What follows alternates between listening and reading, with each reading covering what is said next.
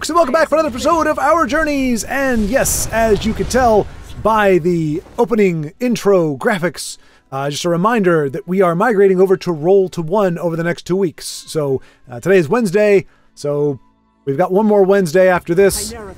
And after that, every Wednesday henceforth will be on Roll to 1. So essentially it's a 2-week period starting from this past Monday. So I'm guessing that's probably June 4th or something. I'll have a definitive date for you, but just a reminder that at any point you can click on the link in the description to go to Roll to 1's page, and that's where this very video will have been uploaded as well. I'm double uploading for these 2 weeks to make the transition as easy as possible. At any time you're watching a video or about to watch one, you just click over there. If you subscribe there, you will be subscribing into the content there. Incarnate will still exist here on this channel or as a channel, but it will be for the content that I started making before TESL. So it's just my little sketches and videos, which I don't know that I'll be doing a whole lot of in the near future, but that's pretty much all the content that'll be there. Everything else will be on Roll to 1. No big changes in terms of content. The thumbnails have changed a little bit, as you can tell. And we're part of a bigger, I'm part of a bigger group now, but the content will be the same. And hopefully, if everything goes well, all the content from here will be imported over there as well. So you won't have to come back to this channel for anything gaming related. Everything can be watched on that channel moving forward. So that's all I got. Just wanted to let y'all know as a reminder. And we are joining Radopia, who now has, as I've been talking, it went from a close contest here. So we're seeing this is something you don't get to see very often. It is a support Halalu. You see support mage, support monk, but support Halalu is something you don't see a heck of a lot of. And he has amassed an incredible board. A lot of potential here. He's going to take a lot of damage though. 15, 17. I mean, he's down to 4 unless, I mean, he could have a lightning bolt and the game's over. I didn't realize how big of a board he had. Okay. Doesn't mean he doesn't have lethal though. Wow. Wow. And Radopia, it looks like, man. We'll check in. We'll get another one from Radopia because I like support Halalu. I like the idea of it. I want to see it against a not. But to be fair, I mean, it's an aggressive tribunal deck, which you don't see that very often. No help from the Elder Gleam Matron. Wild Boar isn't going to get it done. Radopia just kind of playing out his hand.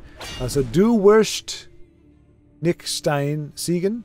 I'm sure. My fight is done. All right, good game, Radopia.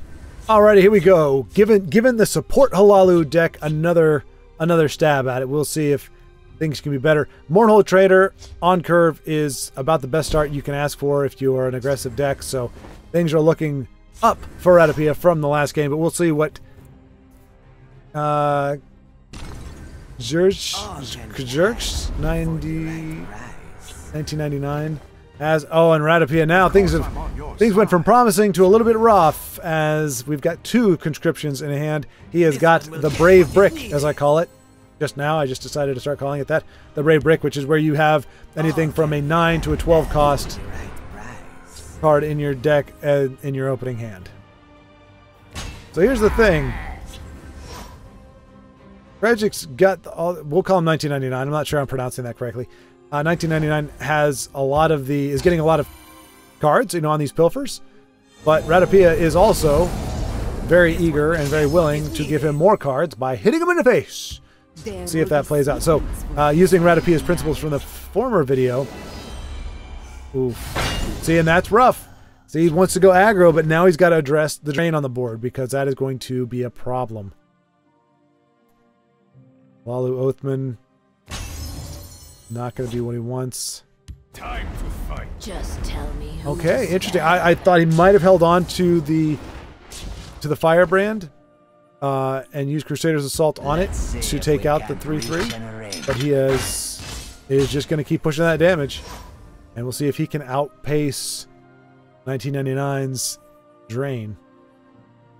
Now, Ratapia did set it up so he can use Crusader Assault with his goofy-looking dude. What is this? Lower Canton Smith to take out the drain. Meanwhile, in the Shadow Lane, striking hard and fast. Trying to close out the game. And that... Oh, did he forget to trigger the gate? He did. Oops. Yep. That was a mistake. And it's going to be a costly mistake. This one will be yes. Not the end of the world, because it actually does what it needed it to do in terms of keeping his drain alive. Oh, we could see, yep, right through.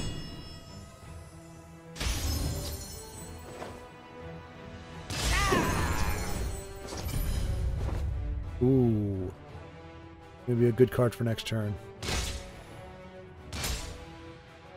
And yeah, just in a complete, The Nords must take back not twisted fate, but in a completely different scenario. Ratapia now has the aggressor and is going to close this game out. It looks like very soon. But how many times have I said that in the past few games? That's not immediate help. Ratapia's got 6. Okay, never mind. By the light of Joan and Joan. I mean, pretty much best case for his opponent, but that's 6, 7, 8, 9, 10, 11 with Divine Fervor. That's not 11, 12, 13. Still not going to be quite enough. We might see a trade here with the Mournhold. Time to fight. Oh wow, nice. I'm guessing he knew he was going to pull that Nord Firebrand.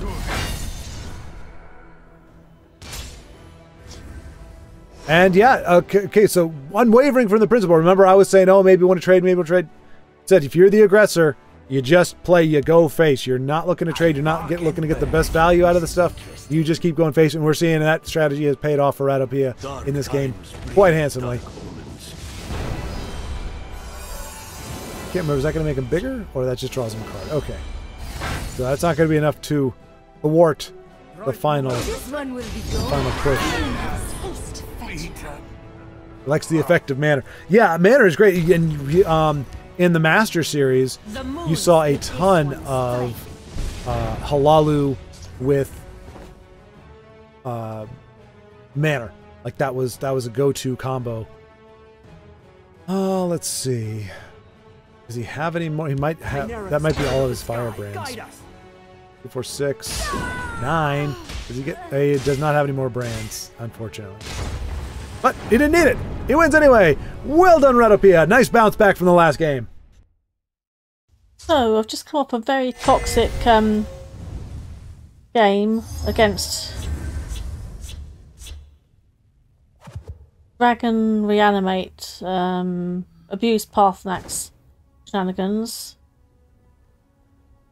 So I have to admit, some of my language was probably a bit judgmental during that one, and I was did curse a bit, so I'm not sure if I'm gonna upload that one or not. I mean, in some respects it'd be good to show it because it was calling out how really toxic that can be, but bright moons light your path. I'll see how I feel once I watch it back. This is probably gonna be another new era, let's steal everything. Oh, with support rubbish in the mix as well. Well, I love killing Giggles, but there's not really many good options at the moment, is there?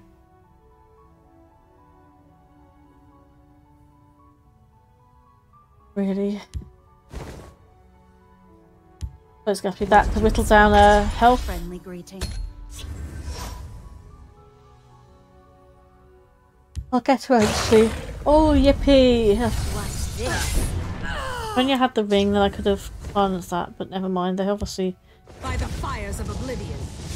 going down the rubbishy health gain support on top of new era stuff.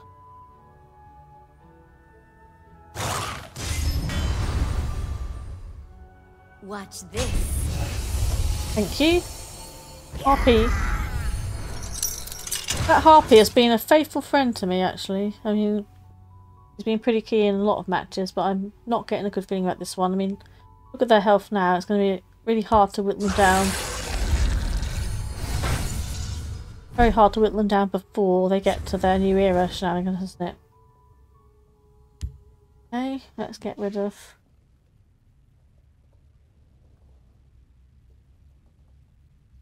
Keep your Yeah, keep that over there just to try and force them out of the shadow lane.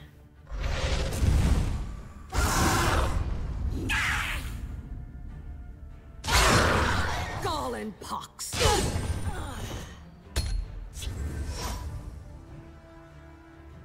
But you know this type of deck, sorry to yawn, but I'm a bit tired. You know this type of deck, it's going to be delay, delay, delay. They can get their moose out, get their draw, and get their new era out. Be silent. Okay, let's see what we get with that. Out upon it. Another faithful friend. I would have liked... There we go. Yawn, yawn, yawn. God, I'm shocked by that. Watch yourself now. Here we go. Anything to delay, isn't Gall it? and pox. It's going to be a loss, I can feel it. Be silent.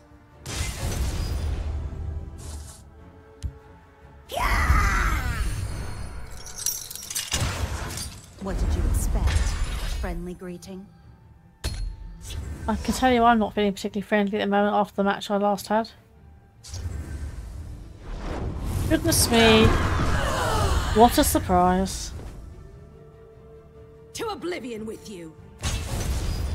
I bet they have got a moose.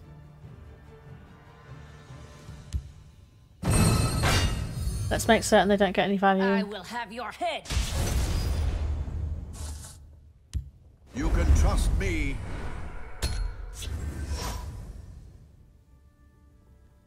Still caught. Good to yawn. Oh dear, a very bad feeling about this. We're not far off New Era, are we?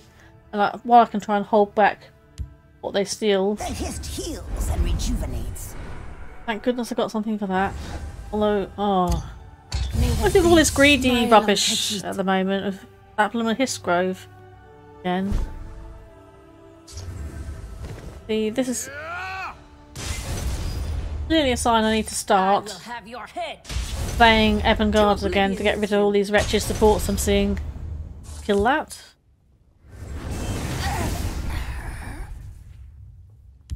My paws are quicker than your eyes. Let's see if they do an immolating blast. Or they're going to have something toxic up their sleeve of New Era. Or, oh no.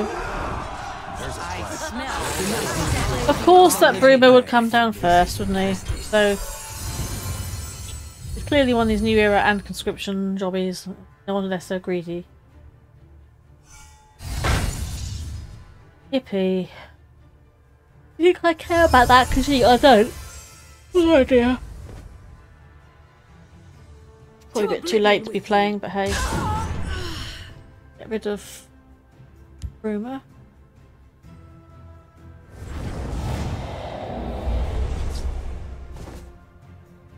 If only I could get rid of Didn't see this coming, eh? wish I could get rid of Giggles really. I think I could with Your blood will spill. need to split lanes because they're probably going to have another Dawn's Wrath, aren't they? I think I need to get rid of the guard. See what I can draw. Too slow. I might regret killing that Blum and Giggles. Not killing that Giggles, I'm saying. Too But I need to see. Well, that's something. If I get time to use it.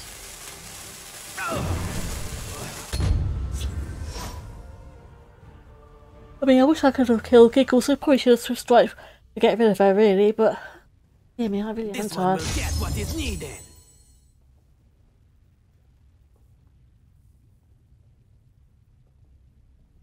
Your death will be swift. Watch this. But they're gonna whack face and they're both gonna live a new era, aren't they? You will die where you stand.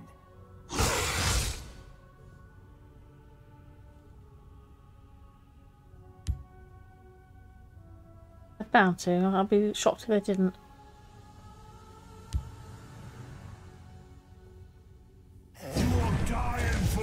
Oh well. What have we here? That's just as fun, isn't it?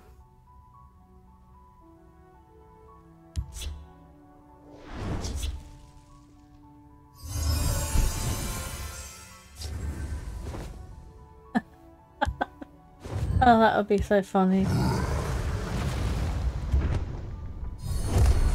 Okay, I probably should have done that in the other lane, but I did need to get rid of Odoving, really.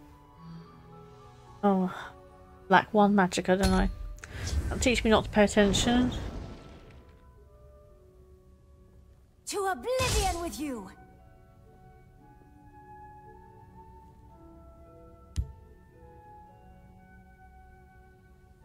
Go! For sure!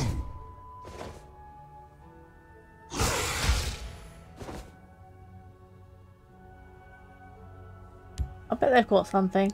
Preparations have been made.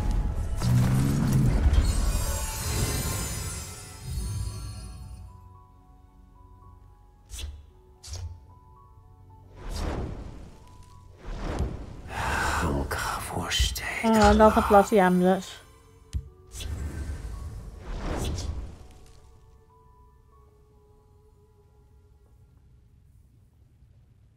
What have we here?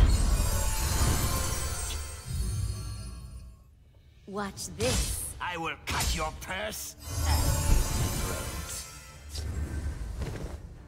and Okay, I think I'm going to do something funny before I quit.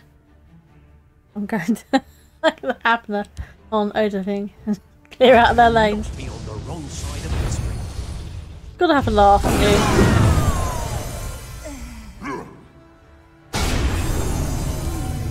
Have you come to submit or come to die? Well, they've got something like a cliff race there. We shall see.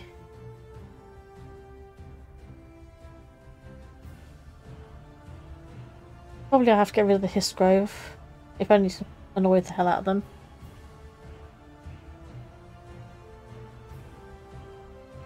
Pretty certain he's going to get silenced. Rise, my servant.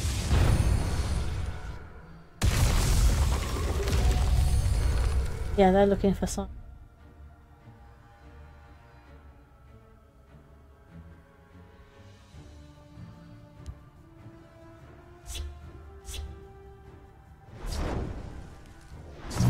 Yep.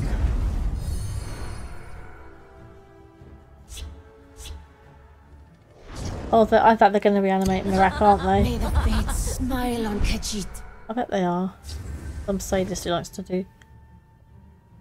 I think I need that support.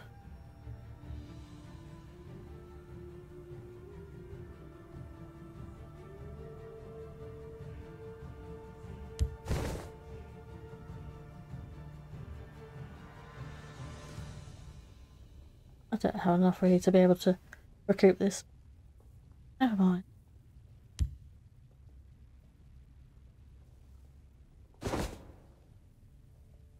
Get rid of the Hissgroves to annoy them. Did you don't have enough for both? Well, let's see if we can find something useful.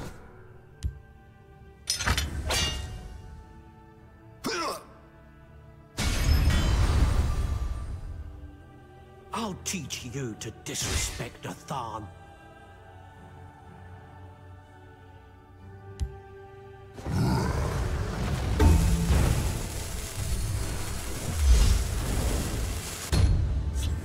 I mean, clearly they're going to be able to win it. They're also going to recoup their health there, can't they? But Come on. Oh, they're hanging around. Let's just get a move on.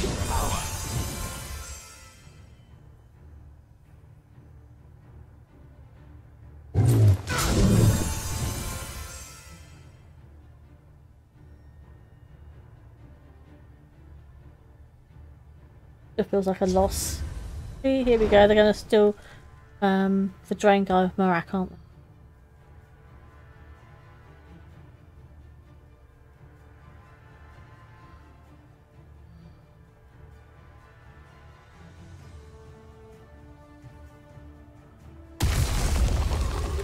What a surprise!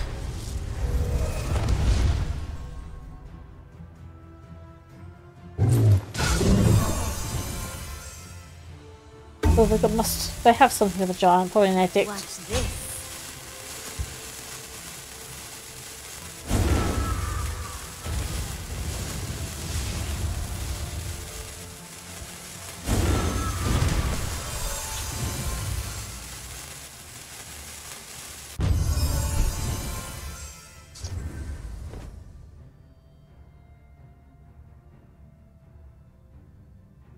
Let's put these to use.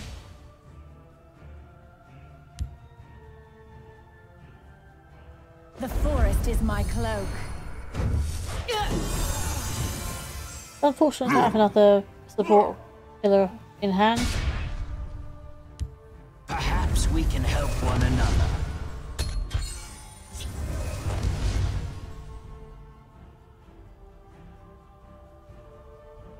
Meet your doom.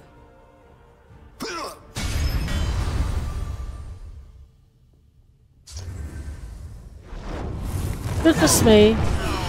I'm so surprised by that. Not.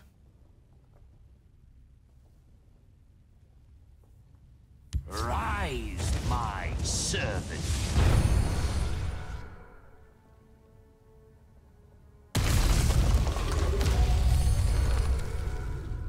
Oh well.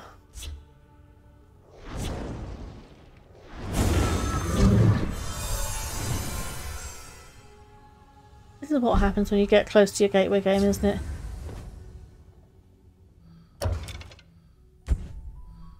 Khajiit is done for.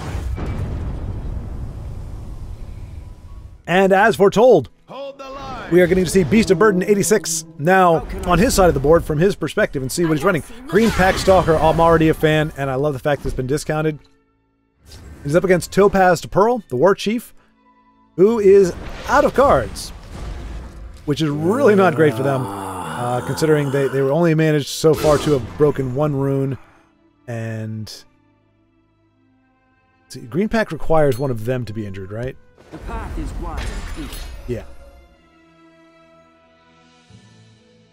Oh no! D13, what have I seen? What did you just say? Let's see.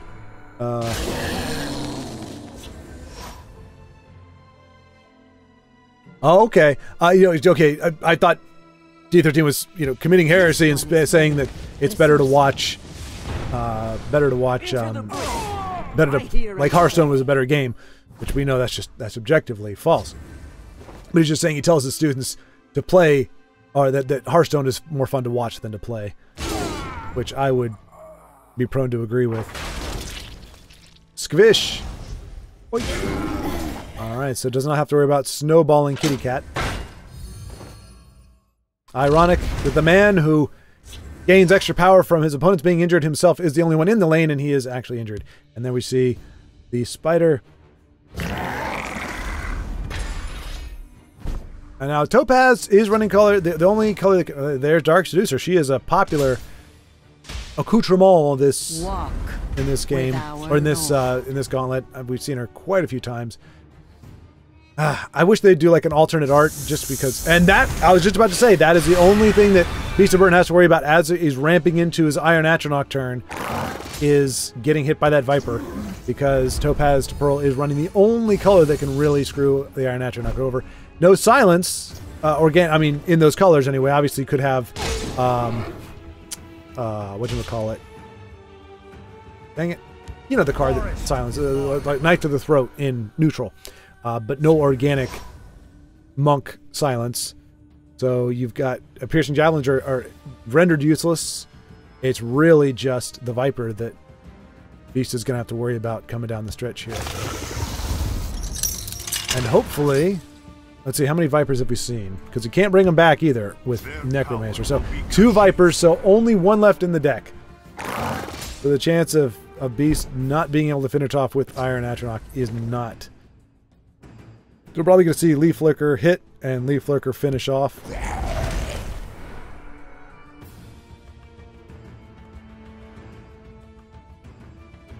I'm guessing, from what we saw, I would not be surprised if Topaz is running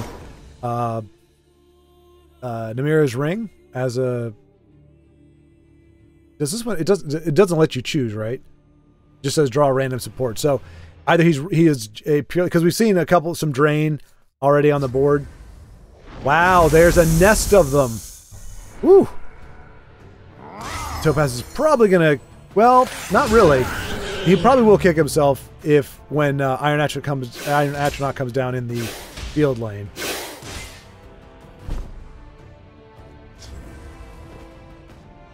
Or is he going to wait and play Night Shadow, hoping to draw out some more?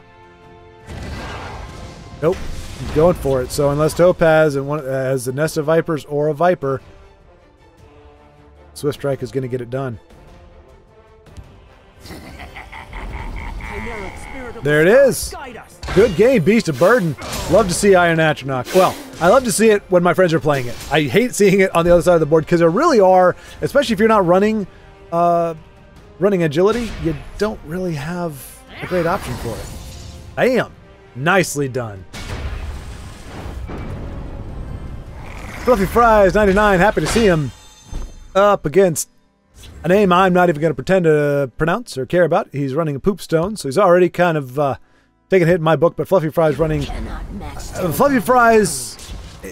Nothing is what it seems with Fluffy Fries, so don't know exactly what he's running until you see it unleashed.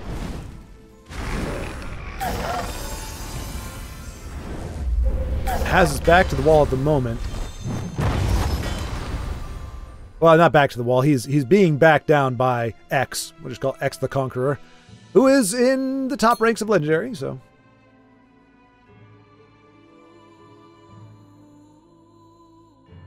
Oh yeah, let me. So yeah, just be very cognizant of whether you are the aggressor or the defender, and if you're going to change that, make sure you understand what that's going to entail. If you change in the aggression, you've got to be able to have a path forward to close it out. And if you've been aggressive and you realize, oh crap, my opponent, like, you know, sometimes I'll play like an aggro deck, and I'm playing an opponent who has an aggro deck, but they also are using health drain, like they're running a Crusader with the Oreo Cookie Gal and the other one, the 3/5. It's like, okay, I need to start making trades. I need to kind of go back into a defensive position, try to starve them out of cards because I can't win this race. So but you just have to know what you're doing in that regard. So X is looking, he's hovering over, so he couldn't come down big. Fluffy played him before he could exalt him, but he is still going to spit out an 8/8 Awakened Prefect. Oh, he's going to steal it. Oh, man.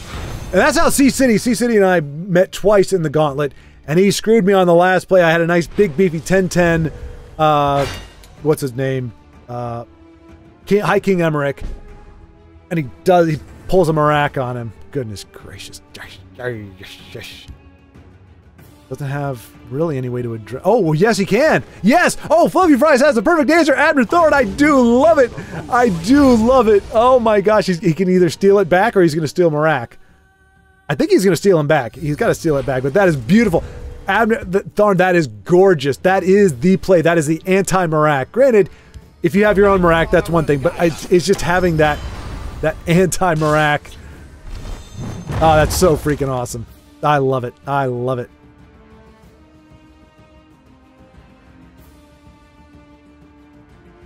But let us not forget that Marak has a 6 body and is going to be able to rally. So it's not a definitive win, but it's huge. It's huge. You know, that was probably X's trump card. Whoa! Okay, he's got to have something else for Because there's no way in heck you would leave Sothasil on the board. Oh, you have to have it. Okay, never mind. You have to have an exalted creature in play. Yeah. So, without that, Sothasil isn't all that great. And actually, I'm kind of surprised that Fluffy Fries stole it back then, if that was the case, because the chances of X having an exalted card are very slim. This is interesting. Maybe just because Fluffy does have other exalted cards in there, or cards that are capable of exalt, and if they do, he's really getting that. He's doing the Telvanni, getting use out of that Cruel Fire Bloom. He's with Cruel and Fire Bloomy. Triggers a Prophecy, First Rune Prophecy. That does not feel fantastic. Close ranks, let nothing through. He's going to draw a lot of cards off of that, though. And he now has more health than X. So, well played, Fluffy Fries, already just getting a ton. And Disciple of Namira, you know, she got that nerf, and a lot of people abandoned her. Ooh, see? Sorcerer's Negation. Oh, no, he can't use Sorcerer's Negation. Oh, and he's got the Ward. Can he Mana Marco? Mana Marco into... And that's another reason why he left. I think he let... There it is. And that's going to be a concede, I think, from X. Because he doesn't have a way to get rid of Iron Atronach. But that's again. Okay, this ties perfectly into another principle, a very short one from Ratopia. Plan your turns ahead. You saw it. So Fluffy Fries had... Not only did he have Mana Marco in his deck, he had it in his hand. He saw him there. That's probably why we didn't see him take... I mean, it could have been for many other reasons. I don't see any other Exalt cards here, so it probably wasn't for that reason. But he probably saw, I've got my Mana Marco. I want him to get rid of... I want him to keep Marak, and then I will Mana Marco him back. And yeah, that's just... I mean, I've been in X's position, and it stings quite a bit. But this game belongs to Fluffy Fries. Astoundingly. Poopstone is not going to be enough to offset this mighty bludgeoning that is about to fall upon him. Mana Marco hits, and immune Iron Atronach. So we see us Atronach lethal for the second time in a row. D13 once again, still running the Sorcerer deck, is now almost top 15. Oh, don't do it, don't do it. Yep, you did it. Ah, boy. I mean, I cannot tell you how many decks. I mean, the Soul Shred deck that, or challenge that Tusk put down was specifically to get rid of, or because of cards like that, because of that very mechanic. I cannot tell you how many decks people have come up with, thought of, cards that they have thought of, purely to get rid of this stupid Midnight Burial, Alduin Resurrection. Shall heal you. I'm sure I don't have any So, idea who took your as things are looking right now, with D13 having the lead that he does, I'm going to say that if Ride Draghi, whatever, the Dragonborn, does not have reanimate next turn, D13 probably wins this. And Call Dragon. Oh, boy. But let me go ahead and Ratopia's final point, or final tip. Oh, so you just saw playing your turns ahead. That we just got to see that in action with Fluffy Fries deck. You might have said, okay, Marak has 6 power, Sothasil only has 4. Marak's going to be a better one to take, but then your Mana Marco doesn't get him back. So be playing the turns ahead. I think it's kind of similar to, I mean, I hate to say it like this because I sound stupid, but like in chess, I only plan maybe 2 or 3 moves ahead. I look at pretty much how every piece on the board can interact in the next few turns, because all it takes is your opponent doing something you don't expect or didn't anticipate, and everything that you've planned out is out the window. So definitely plan ahead, but just be careful, or just know that you can only plan out so far ahead before... Okay, didn't remove the card. Oh, yeah, because you had lethal. Duh. Thank you, D13. We'll get to that next tip next turn. Beast of Burden against Maggie Death. And you didn't see it. We queued into one of his games. He actually had just defeated a warrior, orc warrior deck. but we came in like the last turn. He pretty much had one more turn to finish him off. So he's up against another Orc Warrior deck, and it looks like he's got the tools needed to finish this off. He did say this deck came from the mind of Kane Fluffy. But as I have found with that, Kane Fluffy is, I mean, when you have really high-level players and they make high-level decks that work with their high-level play, it's very challenging for somebody like me who's probably several tiers below that. You give me a deck and I don't know what to do. It's like giving me, you know, I don't know, trying to think of a metaphor. It's like okay, if you give somebody a Ferrari and they're used to driving an automatic, you know, stick shift like Toyota. I don't know how to drive a Ferrari. Like there's a way that you handle it. There's a way, or the way the handles. And honestly, I ride a motorcycle. I know how to do that, but I learned briefly how to drive a manual transmission in a car, but I certainly don't remember. So all the finer points of it, all the great things would be lost on me. I'd be stuck in first gear because I'm trying to figure out how to switch into second, and I'm low to the ground. I don't. So somebody who knows how to drive a race car or, you know, a performance vehicle like that, they're going to be able to go crazy cool, crazy fast with it. But if you give it to somebody who's not used to driving that, or their skill is driving a slightly slower car or an automatic car, not going to be able to make the best use of it, not even going to be able to get out of the first gear very well, or if I do, it's going to break the, you know, it's going to injure the, or malign the transmission. So that's kind of the way I see it. It's if you're a race car driver or you're a Ferrari driver and you fine tune a Ferrari and you give it to somebody who's not used to driving at that speed, it's not going to necessarily translate all that great. But right now, Beast of Burden, like I said, had just won a game before, and it's looked like he's going to win this one handily. If nothing else, Dark Seducer coming down next turn. To lock it up, we may see Magi, Death, and I probably would.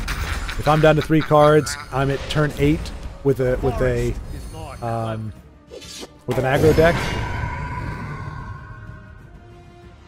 I probably would, but Beast of Burden choosing to play the Leaf Lurker, which is very wise. Remember, I've said many times, sometimes when your opponent seems to always have the answer, a lot of times it's because they've been very strategic about when they deploy that answer. So he's holding on to that Dark Seducer for probably a time when he's in more dire straits. And to be honest, he probably wants a Rune Break before he plays it. I know I would. So that was probably a much better call on his play. In fact, he probably doesn't want Night Talon Lord down there at all, but it's going to be his best play. And like I said, could very well be a concede. But here's this is the final tip that Ratopia sent my way, and I think it's very apropos. Oh no, Magi! I mean, he's got to do it, but now Beast of Burden gets his very own big guard with breakthrough and a card draw. And now he can use that with Squinch the Wimpy to really... So right now, yep, I was going to say, right now, Beast of Burden, definitely it makes sense for him to pivot. He knows he's got some big cards in the way. He's got the advantage. And he's got 8 plus... let's see, what is that? 8 and 8 is 16, minus 3. 13. Just from the giant. So yeah, I mean, he's got it. Oh well. Make it good. Take out the lead version. Okay. All right. The final principle. Okay, this dovetails kind of with one that was 2 before. If you're the aggressor, don't lose tempo and don't wait to get full value of the card. Play instead to keep the tempo. Mid-range decks are the best for beginners as it teaches you how to trade correctly. This episode is sponsored in small part by Legendary Remnant Discord. That's pretty much all I got. Check out the Discord. You won't regret it. It's not going to make your life worse. There's no reason not to check out the Legendary Remnant Discord. High praise indeed, I know, but I'm just trying to lay down the truth, you know, keep things real. But to the true sponsor of this video, it is Sorcerer's Protection, another great creation from the brilliant mind of Vincenzo. It is a 3-cost in Sorcerer. If you have a creature with ward in play, you also get a ward, meaning the player, meaning your phase. Right now, you have the split cards. The guy, he's got a split personality. He's like, I hope that troublesome knight isn't around. You know who that is. He gives your face a ward temporarily for 1 turn. And then you also have Tel'Vos Magistrate, who gives you a ward as long as he has a ward. If he has a ward, you have a ward. Other than that, there's really no way to ward up your face, as far as I can recall. So this is a way to give you a little bit more facial protection. You play this, as long as there's a creature with ward in play already. And I think, so first of all, love the card art. It is really cool looking. The background looks great. I think, I don't know if that's genuine TESL or not. I guess that could be Thieves Guild. I think it is. The hood looks very Thieves Guildish or what have you. Anyway, really great card art. I think it fits. Again, the coloring, you already got some purples and blues and reds in there. Would look really good in Covenant or in Sorcerer. So, great looking card in general. I like the fact that we have an action that'll actually do something that right now only cards can do. It is, I'm thinking, probably it's a fair cost. The thing is, though, it does require another creature with ward in play. Now, if it said, as long as a creature with ward is in play, you have a ward, that'd be one thing. But this is essentially just granting you a one-time ward on your face, which in some cases means a lot because your opponent may have only one giant card on the board, like that Flesh Astronaut, 50 hit points or something, or 50 power. But if you're up against like a wide board, that really doesn't do a whole lot because they just hit you with their little dinky one hit, and then they pour the damage on. So if you've got more than one, if your opponent is going to be able to hit you more than once in the face, the ward isn't doing a heck of a lot. It has the potential to do a lot, but it also has the potential to not do quite so much. And it's not just putting a ward on your face. If that was the case, I would say easily a 3 cost should be valuable. I don't really have a lot to compare to because Tel'Vos is like a 5/6. So he's a pretty big body for 6. I think he's a 5/6 for 6, if I'm not mistaken. Or is it 7? Either way, 6 or 7, puts a ward on your face. He's got a ward. He's a 5/6. That's a lot for that cost. You get, I mean, a 5/6 for 5 or 6 wouldn't be horrible. I mean, it's not great, but it wouldn't be horrible. Add the ward, and he's great by himself, puts a ward on your face. I don't know if just giving your face ward is... It would be worth it if it's just 3 cost, put a ward on your face. I think the fact that you have to have another warded creature on the board, obviously it makes this card more expensive to pull off, because now you've got to have the 3 plus, either have a board, have a warded creature already in play, or you have to be able to afford to play one. I think it could fly as a 3 cost. That might be fine as a 3. I think 2 might be worthwhile as well. Or, it might be fair as well. Because like I said, it really is situational. It's going to depend on what you're facing as to whether or not this 3 cost actually really does any good, or if it takes 1 or 2 points away from the damage and you're going to get hit with everything else. So, I wouldn't call it high risk, high reward. It's moderate risk, moderate reward, but yeah, it's really situational. And the condition with that warded creature, I think this card could afford to be cheaper. I think.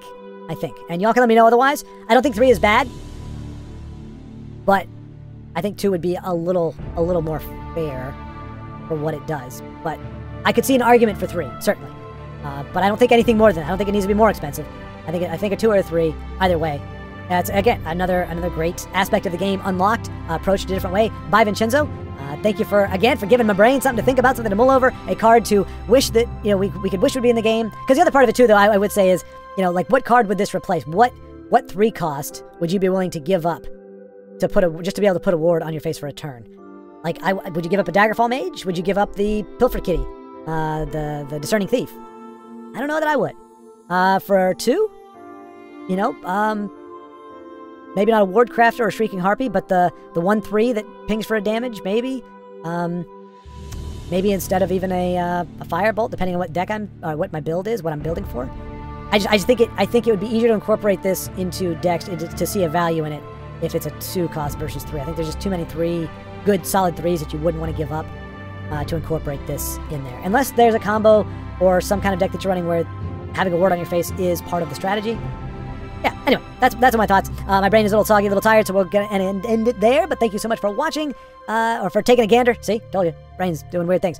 Thank you for taking a gander, and now we're going to get you back to the games. Alrighty. Plamsaki, I believe. War Hero. Have business with House Halal. Up against Sir Thumpalot. And Plamsaki, Telvanni, huge health advantage, board advantage. Really, Sir Thumpalot just has, because of that play right there, just has a little bit of ramp advantage, but otherwise we might just see this go down very quickly for Plam, which is fantastic. We do see a Swindler's Market, so wow, this is quite an interesting looking deck here from just a little bit that we're seeing, but he's definitely got a good jump, and I don't think that Sir Thumpalot is going to be able to pivot away out, be able to stabilize out of this, not with just 8 Magicka. I mean, a Dark Seducer would at the moment do it. Fall Dragon, kind of a bit of a hail. Oh wow! That's if he had gotten Odaving, that would have been a big deal. But Parthenax, not as useful here.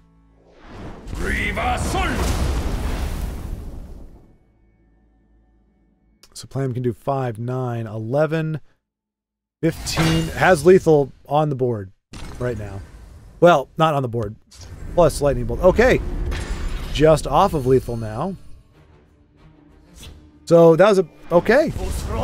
Wow. Wow. Okay. Fortunes have shifted. And things are getting interesting. But diving into that last tip from Ratopia, yeah, if you're the aggressor, don't lose tempo. Don't wait to get a full value out of the card. Your goal is to just hit the face. Your exceptions would be if there's drain on the board, or obviously if there's a guard, you can't get through that. And just beware, like you okay, so let's say you're playing an aggro against something like this, and you have the little wisp down there. It's a little 3/2. And you go, okay, I'm not going to trade with that because I have 9 damage on the board, and 9 is going to outpace the 3. Just remember, especially cards like Mentor's Ring, and there's other ways to buff up that little 3/2 that can really snowball on you, and the next thing you know, they're draining and hitting you, doing damage at the same time, and that is a very quick and easy way to have aggressor and defender dynamic shifted on you. Is coming against a drain like that. So just keep that in mind. But really, other than that, yeah, you're just going for it. You're not looking necessarily for the value trades, or to get maximum value out of a card. You need damage on the board. You need to be pushing damage as much as possible, because depending on how low to the ground your aggro deck is, once you get to turn 8, 9, 10, if you haven't finished it off yet, you're in a bit of a tough spot. Mid-range, I mean, it's great for beginners. It's my favorite deck as well, and I know Inu, I believe, is his favorite as well, because it does give you that freedom. Like, you're not... Whereas if you're an aggro deck and you haven't finished the game by 8 or 9, you're like, okay, I'm kind of screwed, I'm done. You can't really pivot into defense. You don't have a lot of drain, usually, or any drain. You're not running a lot of guards because they're antithetical to what you're trying to do as an aggro deck, which is stay out of people's way and not, stay in the shadow lane, stay in places where they can't really contest you. So you can't really change. Whereas if you're running a mid-range deck, you have that flexibility. You don't have to win it early. You can do what you do with aggro, which is go for face and try to close the game out soon. But then also you gotta be aware of what kind of deck you're running as well. Oh boy. That's going to be a bit for Sir Thump-a-Lot to deal with, because he is not getting it. Even if he goes face with everything, 15, 20. Okay, no, yeah, okay. If he goes face with everything, he can get the dragon down to 5, but he has to hit with everything, and that would mean no prophecies as well. You must be clever. Or he can just Shadow Fen. So this has been a case of Sir Thump-a-Lot having the ideal answers. Now, granted, he does have a lot of cards. When you have a lot of cards in your hand, you do have a lot of answers. But, let's see. We might see Plam do Lightning Bolt to get rid of Parthenax. Oh, and the Workshop? Let me guess, sir, you also run Poopstone. Like, goodness gracious.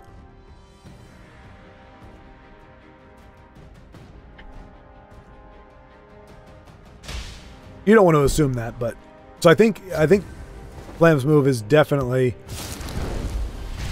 Now see, okay, now he put into effect what Ratopia said: draw first, then play whatever you have left. I think Lightning Bolting Parthenax takes that chunk of damage off the board and also sets up Mana Marco next turn. He could then also play another Ice Spike or put down a Swindler's Market. That would be my initial thought, but that's as far as I've thought through. Plam is probably thinking 2 or 3 turns ahead. Just another one of Ratopia's principles. Not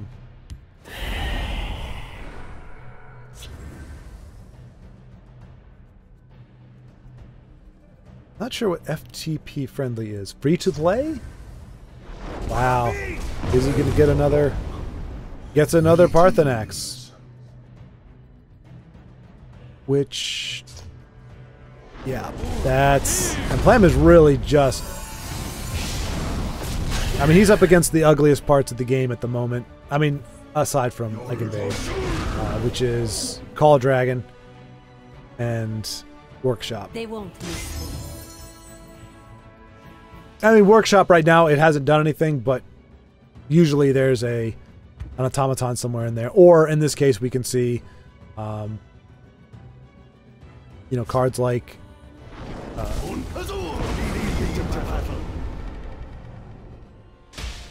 no thought went into balancing Call Dragon, but that's a drum I've beat a million times. So let's move on. I think Plam is just... it's just going to be too much. Going to be too much, and that would have been the case even if he had lightning bolted that Parthenax. Granted, he would have taken 9 less damage, and maybe Sir might not have been emboldened to strike if he didn't have 2 9s on the board. But that's a lot of what ifs, though. I think he played it as well as he could. It's just Call Dragon is ridiculous, and yeah,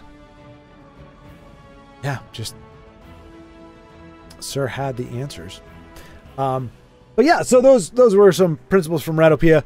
I thought the big one was just being aware that you can have an aggressive or defensive deck, aggressively oriented or defensively oriented deck, and to play to that. And if you're going to change it, understand that you're changing it and be prepared for what that's going to mean. And even if that's as far as you think in terms of turns ahead, I think that's going to be enough. Yeah, draw first before you play. Unless, like I said, in that very slim time when you know you have to do certain things in order to stay alive.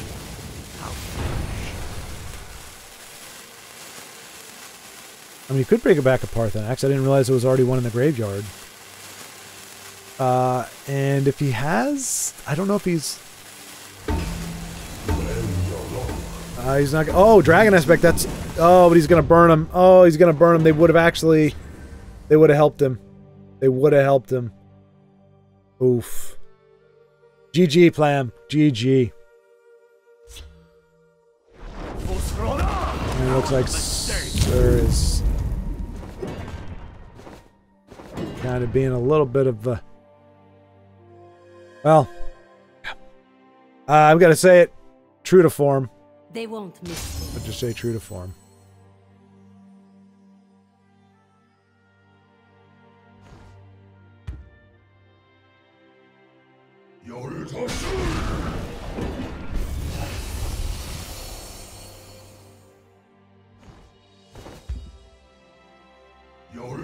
Alright, there we go. Just wanted the closure. If we can get the closure, want the closure. Alrighty, next up is Fluffy Fries. In a ladder climb. Against Schwaaard 27. Good to be back, Fluffy Fries. Good to be back. Keep moving. So Schwaaard, no doubt trying to get out of the awkward Stay Puffed Atronach. Fluffy Fries trying to break into those legendary ranks. Still has time left. Speaking of which, so we did, it was a little bit of a bummer. We did just hit the deadline for the Shred for the Bread competition / tournament. And as far as I know, we only got 2 entries. And they weren't even full 5-card or 5-game things. They were just... and you saw them both on here. If you watched the past... it was in 2 videos. If you watched the videos in the past couple weeks, you saw the only 2 submissions that we really had for Shred for the Bread. And mind you, they were both spectacular. But that was it. So not really enough for a tournament. And I'll have to talk with Tusk and see if he wants to award competition. Which I may do. I mean, because it really is not quite in the spirit of what he's going for. So I get that he may not want to, but I think, you know, maybe a $30 gift card is still in order, and so I may do that if nothing else, or some way to reward either of the 2. I mean, we saw a great one from Sea City, and we saw a great one from Joseph. Was it Joe? Sea City is Joseph, but I mean, there's the other gentleman I think it's Jonathan Velasquez, I believe. But anyway, we got 2 of them. Oh, that, you know what that sounds like? That sounds like the Golden Saint muffled. You know, she's like, oh, oh, when she comes down and the 2, they deploy out. That sounded like a mechanical, like, oh. Wouldn't be surprised if it's the same voice, just somehow muffled. Like maybe they brought, like they did something with the EQ to bring it down and then lowered the pitch. It'd be a weird, to me that's kind of a weird, would be a weird comparison to make in your mind though. Be like, hey, you know what? A fatal mistake. I think we can tweak the voice line for the Golden Saint to get our Sentinel Orient or Orient Sentinel down. But yeah, Fluffy Fries definitely has this one. And just like before, that may be the okay. It didn't get a concede from Schwaaard, but that is kind of the death blow. And that's what it was the last game as well. That old Red Brahmin coming down, doing the thing that Red Brahmin does. Unless it's a new era. The illusion mage is never as he seems.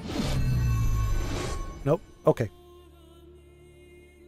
But yeah, so a little bummed, and you know, but I appreciate what Tusk did. I appreciate coming up with that idea, just trying to shake up the meta, trying to get people to play cards that they normally necessarily wouldn't, or wouldn't normally necessarily, whatever. You know what I'm trying to say. They wouldn't normally do that. Good game, Fluffy Fries, 99. Close it out with ruthless efficiency. We join Bodybag BG, the king of alliteration, running Monk, the Gravedigger, with a Lich's background, up against Freakman Zoid, the Drill Master. I'm thinking drill like, drill, not drill like, Drill Master. So it's probably something to do with rallying. And kudos to Freakman Zoid, if in fact that is a loose allusion to Freakazoid, the Greetings. Steven Spielberg cartoon from back in the days of Pinky and the Brain and Batman Adventures. There was a golden age for WB. They had the Batman Superman Adventures. They had Tiny Toons. They had Pinky and the Brain, Animaniacs, and Freakazoid on the tail end. Freakazoid, as much as I love the concept, it did come from a divided mind. That what Spielberg wanted and then what his director or writer wanted were 2 different things. One of them wanted it to be more of a superhero, kind of straight, you know, with a bit of comedy. The other one wanted it to be comedy with a little bit of a superhero. And we kind of got a bland mix. There are a few good episodes of Freakazoid. Like I said, I love the character. I love the concept of it, and the kind of the meta, the meta awareness that Freakazoid had. But it was not. It was no Pinky in the Brain. We'll put it that way. Here. Time to join the fight. Time to join the fight. Bodybag, I joined him a game before, but he was up against Invade, and I want this avatar right now. You can't see it because my face is in the way, but I'll fade out for a second. Maybe, if I can remember to do it. Or you see the assassin, you know, she's pulling the thing out of her hair. Because she has that emote, what a pity. And it's perfect because it's like, it's not saying sorry, it's not like whatever, it's just, it sounds like you can just hear the disappointment and the disdain. So it's like, it is the perfect opponent plays Invade. What a pity. It's just perfect. Perfect. But Bodybag climbing to the top of the tower, trying to escape, get to that Stay Puffed Atronach, and get through that to the Thief. Hey, there we go. That's that card that Pure Willpower recommended. The Helgen Squad Leader. Which, if you're running, when you're running tokens like this, he is freaking out. He's snowballing. Look at that. Freaking 3 cost. Ooh, that is a great answer. But Bodybag also has Curse and Leaf Lurker for the Helgen. Alright, yep, he's going to use that to go to oppose the 3/4. I'll try to draw their fire. Avoid an extra 2 points of damage. Also has Ebonheart Oracle. I think Ebonheart is going to be the play here. Well, I don't know. We'll see what he chooses. He does go for the Leaf Lurker. It's hard though, you know, when you've got that heal in your hand. I mean, he's going to take at least 5, 6, 7, 8. But to be fair, he would have taken 13 without it minimum, or without I was gonna say without a buff like that. So You can't defeat us. it's hard because you want to play Ebonheart to get that drain on the board, Into the breach. but she's not going to help in the immediate. Like, you almost want a Territorial Viper. Can't play both. He can play Bruma and Dawnstar, There's a plan. and then Always a plan. if he breaks a rune next turn, which he doesn't have the horsepower to do if he's going to take out the 4/4. Yeah, he's in a tough spot. Oh, we might see the Viper, I guess. Might be the better play. Because he would have to go face with both Dawnstar and Bruma in order to get any help from Ebonheart. He's just got to hope that Freakman does not have another way to buff up what's left of his I board. like our arms. Okay, that's not great because he still can't kill it. And card draw. Boy, body bag is just he's getting Acknowledged. beat quite a bit here. Another Ebonheart. Another Ebonheart. She would have been perfect if he had one more turn to stabilize. But he lays down arms, sees that there's just no way to win. And hopefully Freakman has the grace to just hit with his 2 and then hit with Tyr and be done with it. He does not. Oh, well, I guess that's the same thing. That's fine.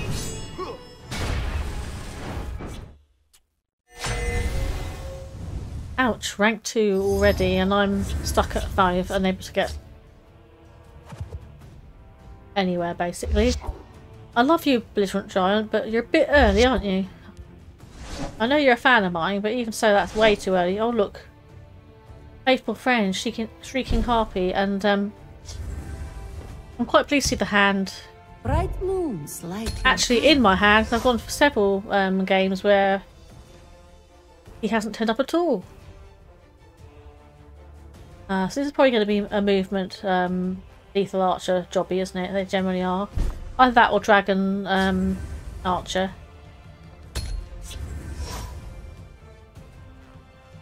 I mean, if I have to use Wardcraft as contest, I will. Oh, great. We know they're going to move that, so I'm going to put her there and that there, and then I'd like to keep the Wardcrafter really for match rack action with that summoner. Oh, we know what's going to happen with her, don't we? We know she's going to end up being moved. I think we ward on Harpy. Careful there, friend. One of them's moving. If only I had the ring, that would have been very funny, but sadly not. Cradle Crush Giant's a faithful friend as well, isn't he? We must keep moving. Goodness me, I'm shocked. Are they now going to board in speed? I bet they are.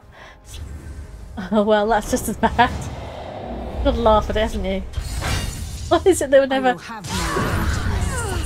Whenever I try a movement deck, that never happens to me.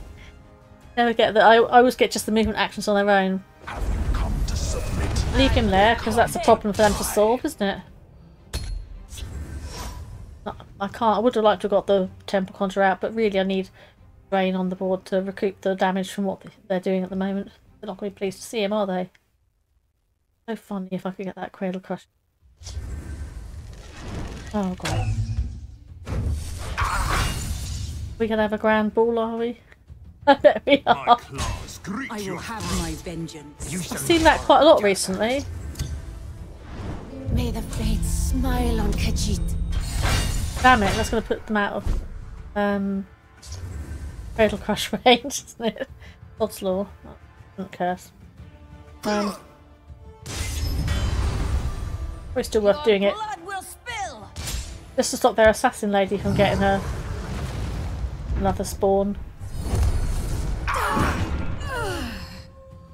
Also sets up a good trade there if I have to. Surely they're going to get rid of hand. They don't like drain, do they?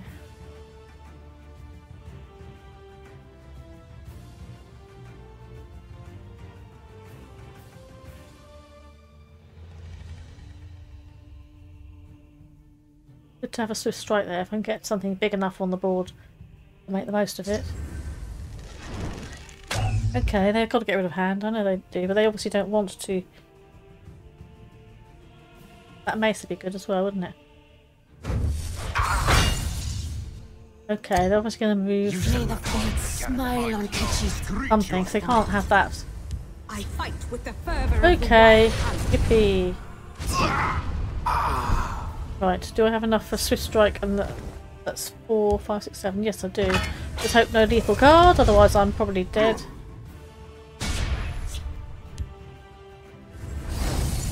Thank you, Giant. This one thanks you.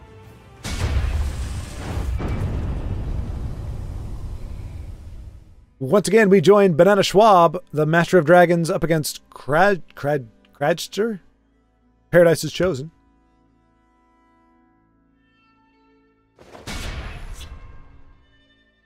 And pretty much has this wrapped up, though, I would say. But I'm going to wait, because it seems to be that way. But we do see Banana running a little low on cards, and Kradster has Pilfer Kitty with My Thieves' Den. hand itches. If Banana can Meet your doom. round it out. The moons give this one strength. Interesting playing that in the field lane. I think he's just tempting.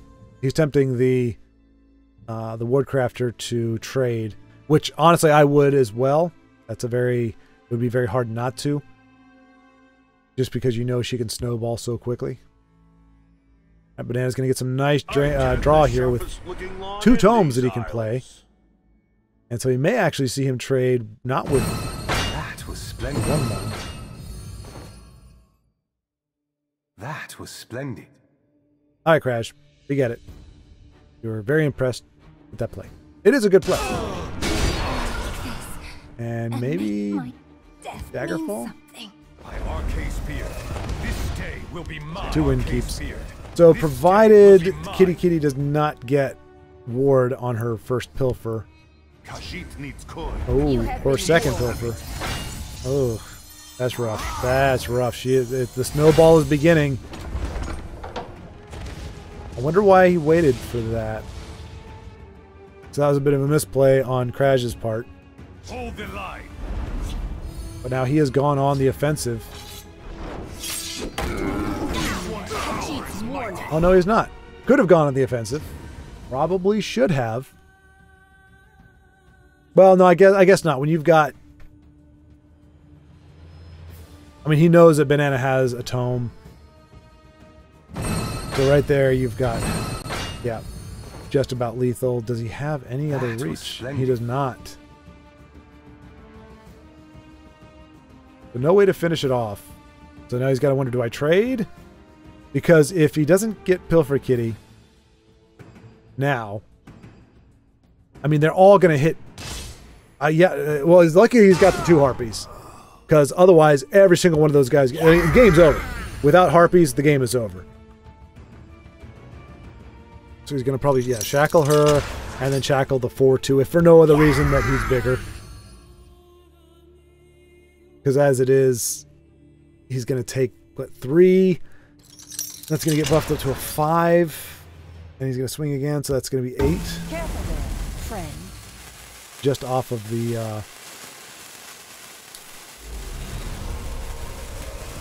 Master of Thieves.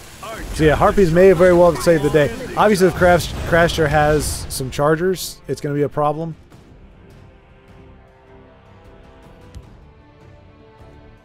Khajiit needs coin, and he will have That, yeah, like you said, that would have been lethal right there for sure. together. We will Oh make no, it could still, it's going to be close.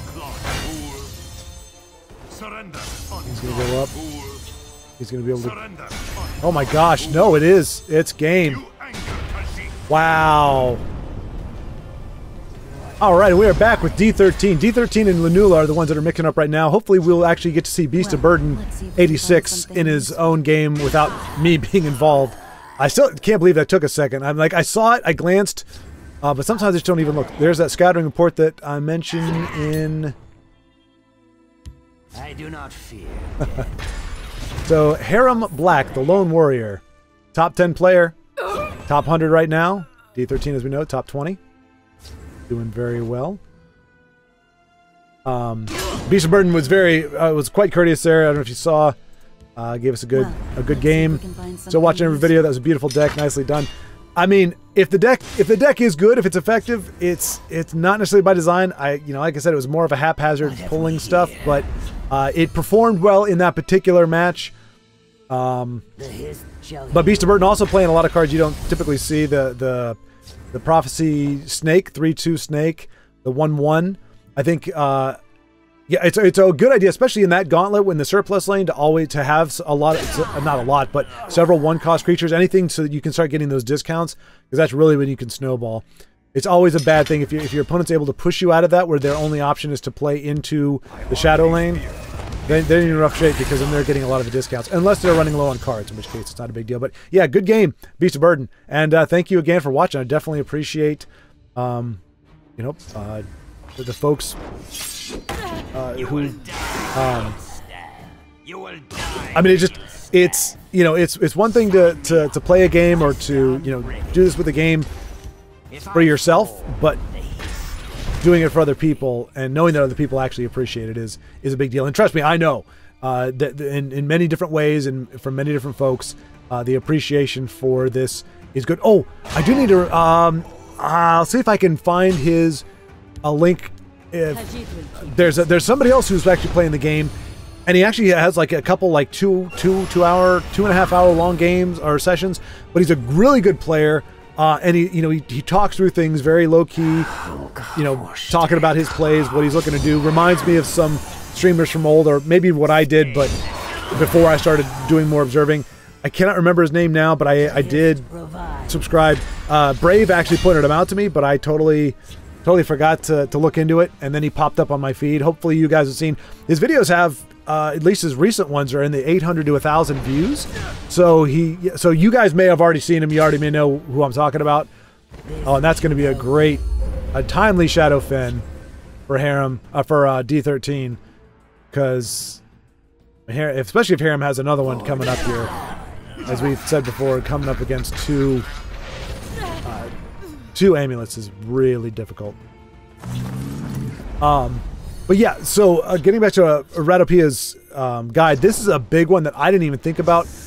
Know whether you are on the defense or offense. We've seen players who they're running control decks, but then when they come up against another control deck, one of them will make that first move, or they'll kind of get a feel for it. Not all the time, because some people just like to play control, and if you got two hard-nosed, like, I think there's a difference between wanting to play a game as control and using control to win a game. You got guys like Tiago the Blacksmith, who runs control decks, but as soon as he's got a moment of opportunity, he is quick to push the advantage and go for lethal. He's not looking for a long game. In fact, he doesn't like drawn-out games. But even though he's playing a control deck, it's more of a style to enable a win versus folks who just like to play long control games. So if you get two control players going up against each other who just like to play control games, neither one of them is going to take the aggression. They're just going to go back and forth, back and forth, back and forth until, by virtue of attrition, essentially, an hour into the game, somebody wins. And I'm not trying to down that. That's fine. If that's the way you want to play the game, that's totally fine. Especially if it's two people that like to play the game, that's the best of both worlds, because both are enjoying the heck out of the game as it is. Whereas somebody like me or Tiago would probably start going crazy. But you've got to know that going in. Are you look? I just want to play my control deck. Or if you're playing a Unite House and you Unite the Houses deck, and you pretty much have to play control because your win condition, for the most part, is based on you gathering cards and being able to play it. So, but you got to figure that out. And sometimes if or just at least be conscious when you're making a play. Okay, I'm shifting into the aggressive right now. I was on the defense. I am choosing to shift into the aggression, and only doing that when you know you can do it. One of the tips that I've also seen is if you don't have a good hand, or you have very few cards in your hand, don't rush into shifting into aggression, because you don't have the resources to back it up. Now, we've seen D13 here has been aggressive pretty much on the whole time, which makes sense against a scout deck. Scout is usually going to be the more control. And Harem Black is beseeching the gods. And does he have... Is it 3 with the lethal? Yes, it is. I can never remember Steel Sword and Iron Sword. One's 2, one's 3. Good game, D13. And that's going to do it for today's episode. Just that reminder, folks. Roll to 1. Link is in the description. At any point in the next 2 weeks, like I said, I'll be double uploading. They'll be going here and also on Roll to 1. So if you go there, if you subscribe, you won't be missing anything when the transition stops. After that 2-week period, no more videos, no more gaming videos on Incarnate. They will all be on Roll to 1. Hope to see you there. Looking forward to it. Like I said, nothing is changing. Same gameplay, same format, everything, just a little bit, some visual changes, and just where the location of those games is going to be has shifted. But yeah, everything else stays the same. So thank you so much for watching. Thank you for all those who put your prowess on display. Thank you to those who have provided games, whether their own or, you know, spectated others, a la Brave. Thank you again. And yeah, until next time, keep playing.